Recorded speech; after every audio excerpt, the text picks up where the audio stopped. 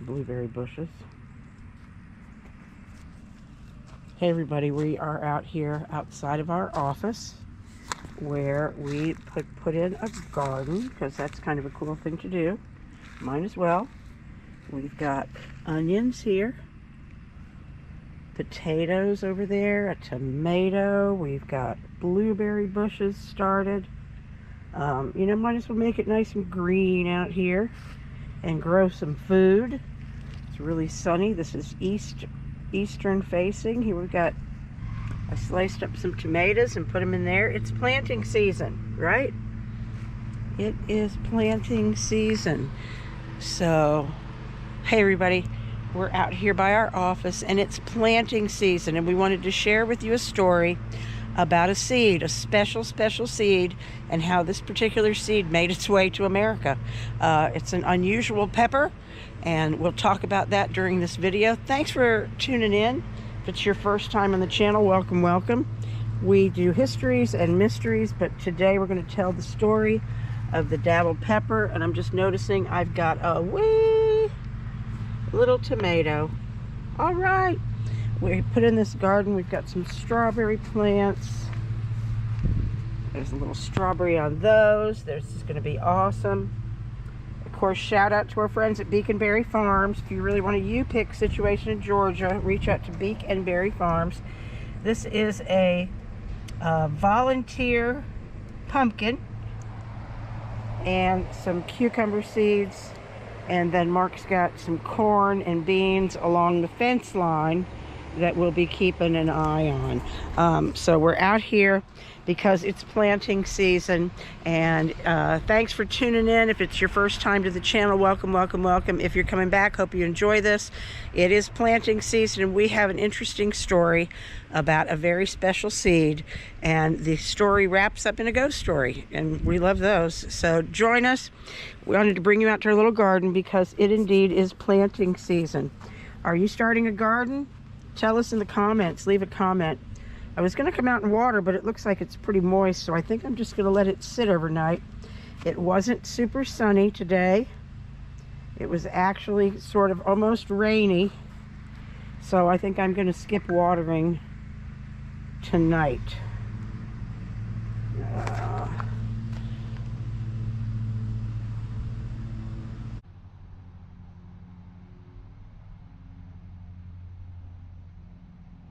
Histories and Mysteries presents the Datil Pepper, a pepper with an enchanting past. You can find a variety of stories related to the Datil pepper and how it became so much a part of St. Augustine, Florida. Here is the tale that we put together many years ago when we were telling stories at the Sykes Cooper Corn Maze. I hope that you enjoy it. In 1783, King George of England signed this treaty recognizing the colonies of what is now the United States of America, including the newly formed colony of Florida, in which the nobleman Andrew Turnbull, a Scotsman, was granted 40,000 acres in where is now New Smyrna Beach, Florida. His intent was to use this land as a plantation and grow the very popular indigo plants that were known to dye silks and satins and fabrics for the noble women of Europe. The tale is told that Andrew Turnbull looked to the Minorcans, a small island in the Mediterranean Sea, for servants to come and work his plantation. They would sign a 5-year contract to come to work the plantation 6 days a week, and they were allowed to bring their priest, since they were very Catholic and that was important to them.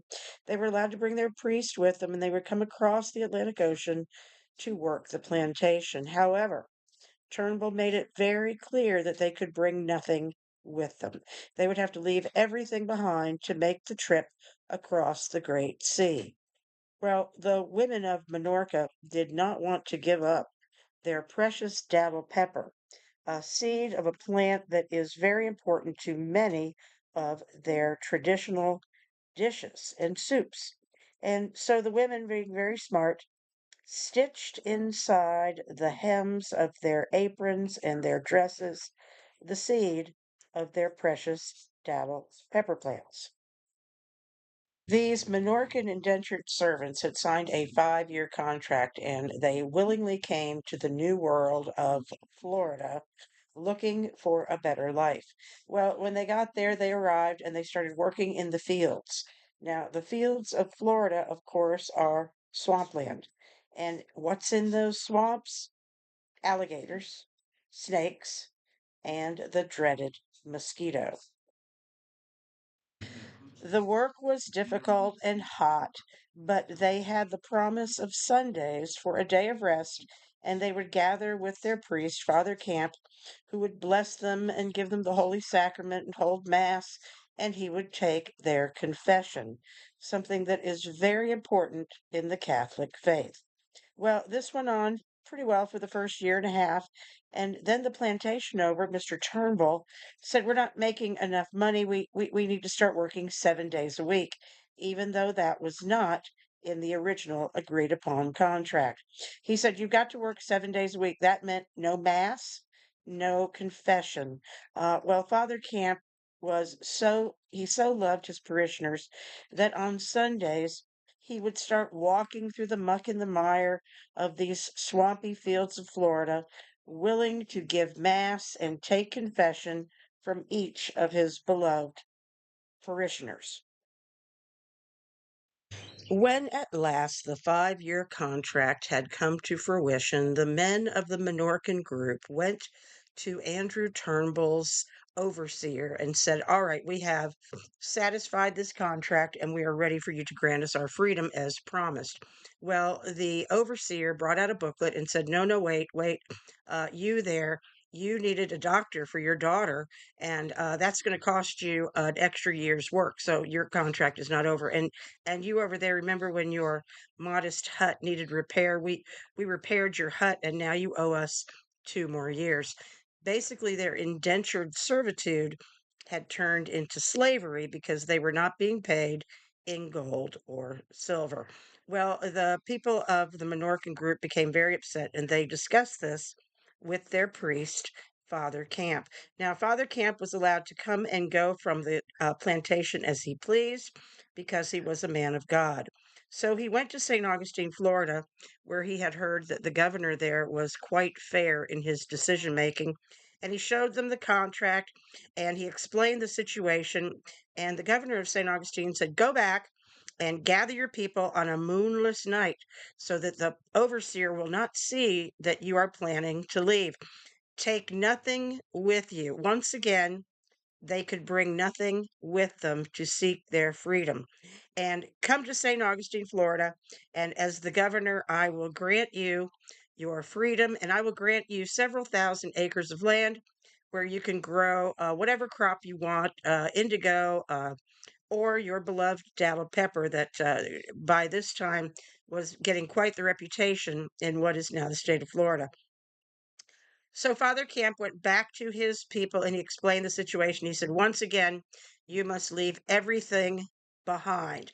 But they did this willingly. And once again, the women stitched the seeds into their clothing of this beloved datil pepper that was so important to their traditional foods. And they whisked away from the plantation. It was a 2 day hike trek through the muck and the mire of Florida to St. Augustine, where they were granted their freedom. When they settled in this acreage, which is now off of Highway 95 and Highway 207, just west of St. Augustine, Florida, they began farming their datil pepper there. The datil pepper has become so famous there in St. Augustine, Florida. It is highlighted at many of the local restaurants. They even cover it with chocolate and call it a truffle. Now, the interesting thing about that property is there are still several hundred acres farmed by a local family who are direct descendants of those original Minorcan people. And a few years back, their farm wasn't doing so well after several seasons of bad weather. And the woman who oversees the farm, she had heard about having a corn maze on your property to earn money. So she said, you know what do we have to lose? Let's put together a corn maze.